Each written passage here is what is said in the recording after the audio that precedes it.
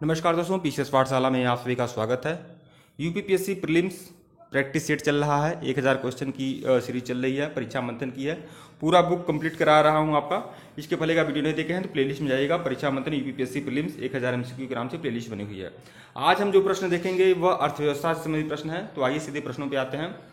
भारतीय अर्थव्यवस्था वर्णित की जाती है, तो यह वर्णित की जाती है एक विकासशील अर्थव्यवस्था के रूप में। एक विकासशील अर्थव्यवस्था के रूप में भारतीय अर्थव्यवस्था को वर्णित किया जाता है। इसकी व्याख्या देखिए, यद्यपि भारतीय अर्थव्यवस्था अल्प विकसित है और विकास के महत्वपूर्ण सूचकों के आधार पर यह विकसित देशों से पिछड़ी हुई है, किंतु इन सभी सूचकों में निरंतर सुधार भी हो रहा है। इसलिए यह निष्कर्ष उचित है कि भारतीय अर्थव्यवस्था विकास की ओर अग्रसर है, यानी यह एक विकासशील अर्थव्यवस्था है। भारत में मिश्रित अर्थव्यवस्था का तात्पर्य क्या है? तो सार्वजनिक एवं निजी क्षेत्रों का सह अस्तित्व, मतलब यही आपका मिश्रित अर्थव्यवस्था का तात्पर्य होता है। भारत में सर्वप्रथम राष्ट्रीय आय का आकलन किसने किया था? तो दादा भाई नौरोजी ने किया था, आपको पता ही है। विकल्प ए, भारत में राष्ट्रीय आय के प्रथम अनुमानकर्ता दादा भाई नौरोजी ने किया था। 1868 में इन्होंने यह अनुमान लगाया था और उनकी एक पुस्तक है poverty and British rule in India, इसमें इन्होंने इस अनुमान को प्रकाशित किया था 1868 में। भारत की राष्ट्रीय आय कौन अनुमानित करता है? तो केंद्रीय सांख्यिकी संगठन करता है, जिसे सीएसओ भी बोलते हैं शॉर्ट फॉर्म में। तो भारत में राष्ट्रीय आय का अनुमानकर्ता केंद्रीय सांख्यिकी संगठन सीएसओ है। सीएसओ की जो स्थापना हुई थी वह 1951 में हुई थी। यह परीक्षा में पूछा जाने वाला प्रश्न है, ध्यान रखिएगा। किस देश की आर्थिक वृद्धि की सर्वाधिक उपयुक्त माप है? देखिए, आर्थिक वृद्धि की सर्वाधिक उपयुक्त माप क्या होती है? तो सकल घरेलू उत्पाद ये मतलब जीडीपी जो है किसी देश की आर्थिक वृद्धि की सर्वाधिक उपयुक्त माप होती है।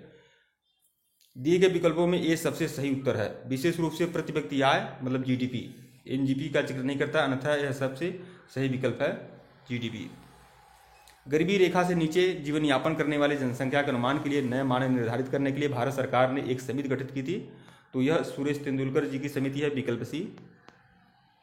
गरीबी रेखा से नीचे जीवन यापन करने वाली जनसंख्या के नए मानक निर्धारित करने के लिए भारत सरकार द्वारा किस समिति का गठन किया गया था? उसका नाम है तेंदुलकर समिति। प्रच्छन्न बेरोजगारी का मतलब क्या होता है? श्रमिकों की सीमांत उत्पादकता शून्य होती है प्रच्छन्न बेरोजगारी में। तो विकल्प सी जो है सही है आपका। प्रच्छन्न बेरोजगारी उस अवस्था को इंगित करता है जहां कार्यबल जनबल से कुछ श्रमिकों को हटा लिए जाने पर भी कुल उत्पादन में कमी नहीं आती। जैसे मान लीजिए खेती बाड़ी में जो अधिक से ज़्यादा मजदूर लगे रहते हैं, जिसका कोई मतलब नहीं रहता है, उसे प्रच्छन्न बेरोजगारी के तहत ही रखा जाएगा। भारत का योजना आयोग क्या है? तो भारत का योजना आयोग क्या है? तो यह एक वैधानिक निकाय है, संवैधानिक नहीं है, संवैधानिक मत करिएगा, यह एक वैधानिक निकाय है, विकल्प डी। योजना आयोग एक वैधानिक संस्था है। 1 जनवरी 2015 को केंद्रीय मंत्रिमंडल के प्रस्ताव के इस माध्यम से योजना आयोग के स्थान पर नीति आयोग की स्थापना किए जाने की घोषणा की गई थी। नीति आयोग का अध्यक्ष कौन होता है? प्रधानमंत्री होते हैं। 5 जनवरी 2015 को प्रधानमंत्री मोदी द्वारा कोलंबिया विश्वविद्यालय के प्रोफेसर और एशियाई बैंक के पूर्व मुख्य अर्थशास्त्री रह चुके अरविंद पनगड़िया को नीति आयोग का पहला उपाध्यक्ष बनाया गया। नीति आयोग के वर्तमान उपाध्यक्ष कौन है? तो राजीव कुमार है। और पहले उपाध्यक्ष कौन थे नीति आयोग के? अरविंद पनगड़िया। तो यह ध्यान रखिएगा। और नीति आयोग के सीईओ कौन है? तो अमिताभ कांत है।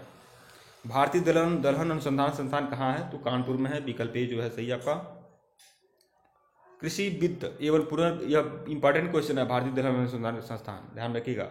कृषि वित्त एवं पुनर्वित्त में सबसे बड़ी संस्था कौन सी होती है? कृषि वित्त एवं पुनर्वित्त में सबसे बड़ी संस्था क्या होती है? तो नाबार्ड होती है। नाबार्ड की स्थापना 1982 में हुआ था। देखिए, राष्ट्रीय कृषि एवं ग्रामीण विकास बैंक नाबार्ड को जो फुल फॉर्म है national bank for agriculture and rural development, ध्यान रखिएगा, national bank for agriculture and rural development. कई बार यह पूछा भी है, इसका फुल फॉर्म भी। हमारे देश में कृषि साख के लिए राष्ट्रीय स्तर पर शीर्ष संस्था है। नाबार्ड की स्थापना 12 जुलाई 1982 को की गई थी। देश में कृषि क्षेत्र को वित्त उपलब्ध कराने वाली इस सर्वोच्च संस्था का मुख्यालय मुंबई में स्थित है। नाबार्ड रिजर्व बैंक द्वारा अनुसूचित वाणिज्यिक बैंक है। क्षेत्रीय ग्रामीण बैंकों या राज्य कोऑपरेटिव बैंकों व राज्य भूमि विकास बैंकों आदि को उनके द्वारा कृषि एवं ग्रामीण विकास हेतु प्रदत्त ऋण में पुनर्वित्तीयन करता है। भारतीय अर्थव्यवस्था में कृषि का महत्व उसके निम्नलिखित में से किस योगदान जाना जाता है? भारतीय अर्थव्यवस्था में कृषि का महत्व क्यों है? तो ये 4 ऑप्शन है। कृषि का महत्व क्यों है? तो खाद्यान्न आपूर्ति के लिए ही कृषि का महत्व है, आप जानते ही हैं। भारतीय अर्थव्यवस्था में अब कृषि का सर्वाधिक महत्वपूर्ण स्थान इसलिए है क्योंकि वह खाद्यान्न आपूर्ति का एकमात्र स्रोत है। जबकि औद्योगिक विकास एवं अंतर्राष्ट्रीय व्यापार में इसका योगदान नगण्य है। अंतर्राष्ट्रीय व्यापार में कोई बहुत बड़ा योगदान नहीं, आपको पता भी है, जीडीपी में ज़्यादा योगदान नहीं है कृषि का, लेकिन खाद्यान्न आपूर्ति करता है। निम्नलिखित में से कौन सा भारतीय कृषि की निम्न उत्पादकता का कारण नहीं है? तो भारतीय कृषि की निम्न उत्पादकता का कारण क्या है? तो जनसंख्या का दबाव भी है, प्रचंड बेरोजगारी भी है, भूमि जोत का छोटा आकार, यह दोनों ही भारतीय कृषि की निम्न उत्पादकता का कारण है। लेकिन सहकारी कृषि तो निम्न उत्पादकता का कारण नहीं है, सहकारी कृषि तो सहयोग करता है भारतीय कृषि के लिए। भारत में कृषि में निम्न उत्पादकता के 3 प्रमुख कारण हैं। सामान्य कारण है कृषि में लोगों की बहुत बड़ी संख्या का कार्यरत होना, निरुत्साह ग्रामीण वातावरण, अपर्याप्त फार्म भिन्न सेवा। संस्थागत कारण भी है जिसमें जोत का आकार, भू पट्टेदारी का ढांचा आदि है। और फिर तकनीकी कारण भी है कि उत्पादन की पिछड़ी तकनीक अर्थात सिंचाई सुविधा जो भी है परंपरागत है, इसकी वजह से कृषि जो है पिछड़ा हुआ है। सिडबी की स्थापना हुई थी, सिडबी की स्थापना 1988 में हुई थी। यह लघु स्तरीय उद्योग को वित्त प्रदान करता है। तो देखिए, देश में लघु स्तरीय उद्योगों को वित्त प्रदान करने के लिए सिडबी की स्थापना की गई थी। वर्ष 1988-89 के बजट में इसकी स्थापना की गई थी। भारतीय लघु उद्योग विकास बैंक 2 अप्रैल 1990 को प्रारंभ किया गया था। सिडबी की स्थापना जो हुई थी वह 2 अप्रैल 1990 को हुई थी। घोषणा जो हुई थी वो 1988-89 में हुई थी, और स्थापना जो कार्य करना प्रारंभ किया था सिडबी ने 2 अप्रैल 1990 को किया था। तो दोनों में अंतर है, ध्यान रखिएगा आप लोग। स्थापना आमतौर पर हमेशा पूछता रहता, तो स्थापना समझिए 1988-89 में, और कार्य करना कब प्रारंभ किया था? तो 2 अप्रैल 1990 से काम करना प्रारंभ किया था। भारत में कोर उद्योग क्या है? कोर उद्योग है विद्युत, कोयला, पेट्रोलियम, ये तीनों जो है कोर उद्योग है, मतलब उपयुक्त सभी होगा। ऐसे उद्योग जिनके विकास के कारण ही उन पर आधारित अन्य उद्योगों का विकास होता है कोर उद्योग कहलाते हैं। अतः कोर उद्योग के अंतर्गत आधारभूत अधोसंरचना वाले उद्योग शामिल किए जाते हैं। निक्की क्या है? टोक्यो स्टॉक एक्सचेंज में अंश मूल्य सूचकांक जो है निक्की है, विकल्प D. Nikki Tokyo stock exchange में अंश मूल्य सूचकांक है। निम्नलिखित में से कौन भारत के शेयर बाजार के कार्यों को नियंत्रित करता है? तो भारत के शेयर बाजार के कार्य को नियंत्रित कौन करता है? सेबी। सेबी का फुल फॉर्म है security exchange board of India, मतलब विकल्प बी जो है वो आपका सही है। सेबी भारत के शेयर बाजारों के कार्य को नियंत्रित करता है। यह गैर संवैधानिक निकाय के रूप में 12 अप्रैल 1988 को भारतीय प्रतिभूति एवं विनिमय बोर्ड की स्थापना की गई थी, जबकि सेबी अधिनियम 1992 के द्वारा इसे एक संवैधानिक दर्जा प्रदान किया गया था। सेबी का मुख्यालय जो है मुंबई में है। दलाल स्ट्रीट स्थित है, दलाल स्ट्रीट जो है मुंबई में है, विकल्प सी। निम्नलिखित में से कौन संयुग में सम्मिलित है? तो बम्बई स्टॉक एक्सचेंज, जिसे सेंसेक्स भी बोलते हैं, यही आपका सम्मिलित है। बाकी जो तीनों के तीनों हैं ऊपर के नीचे के, यह आपके सम्मिलित नहीं है। तो देखिए, प्रश्नगत स्टॉक एक्सचेंजों के शेयर मूल्य सूचकांक बम्बई स्टॉक एक्सचेंज में आपका सेंसेक्स भी आएगा, डॉलक्स भी आएगा, बैंकेक्स भी आएगा, S&P, CNX या निफ्टी और 50 भी आएगा, राष्ट्रीय स्टॉक एक्सचेंज भी आएगा। ठीक है, राष्ट्रीय स्टॉक एक्सचेंज में ये भी आएगा, और न्यूयॉर्क स्टॉक एक्सचेंज में डो जोन्स आदि आएगा। तो ध्यान रखिएगा। निम्नलिखित में से कौन सा कथन सही नहीं है? तो देखिए, आरबीआई देश का केंद्रीय बैंक है, सही है। आरबीआई केंद्रीय व राज्य सरकारों का बैंकर है, ये भी सही है। आरबीआई देश की विदेशी विनिमय निधि का अभिरक्षक है, ये भी सही है। लेकिन आरबीआई की स्थापना 1949 में नहीं हुई थी। आरबीआई की स्थापना 1 अप्रैल 1935 को हुई थी। तो देखिए, अप्रैल 1935 में 5 करोड़ रुपए की प्राधिकृत पूंजी के साथ भारतीय रिजर्व बैंक की स्थापना की गई थी। इसका मुख्यालय मुंबई में है। 1949 में इसका राष्ट्रीयकरण किया गया था। बैंक दर से अभिप्राय उस ब्याज दर से है भारतीय रिजर्व बैंक द्वारा व्यापारिक बैंकों को दिए जाने वाले ऋणों पर ली जाती है।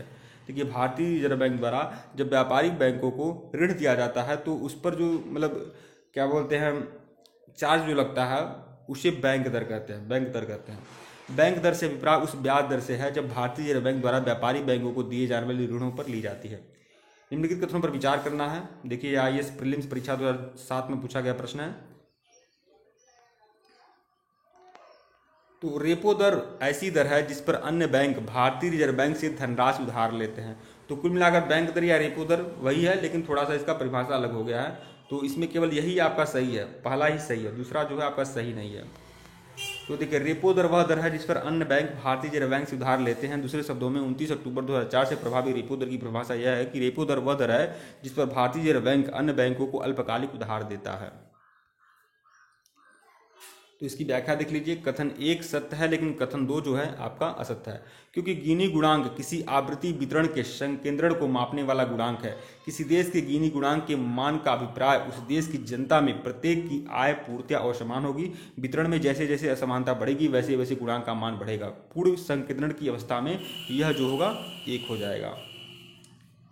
भारत सरकार ने 14 बड़े व्यापारी बैंकों का राष्ट्रीयकरण कब किया था? तो 1969 में किया था 14 बड़े व्यापारी बैंकों का राष्ट्रीयकरण। ठीक है दोस्तों, वीडियो को लाइक और चैनल को सब्सक्राइब करेगा। और ये सब देख लीजिए, यही सब सारे बैंक थे 14 बड़े बैंक। ये जरूरी नहीं है उतना।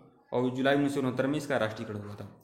ठीक है दोस्तों, वीडियो को लाइक और चैनल को सब्सक्राइब करेगा। टेलीग्राम को बिल्कुल ज्वाइन करेगा। इसके पहले का वीडियो नहीं देखे हैं, प्लेलिस्ट में जाएगा। परीक्षा मंथन यूपीपीएससी प्रीलिम्स 1000 MCQ के नाम से सीरीज बनी हुई है, प्लेलिस्ट बनी हुई है। प्लेलिस्ट को फॉलो करिए, परीक्षा होने तो फॉलो करिए। ठीक है दोस्तों, धन्यवाद आप लोग को।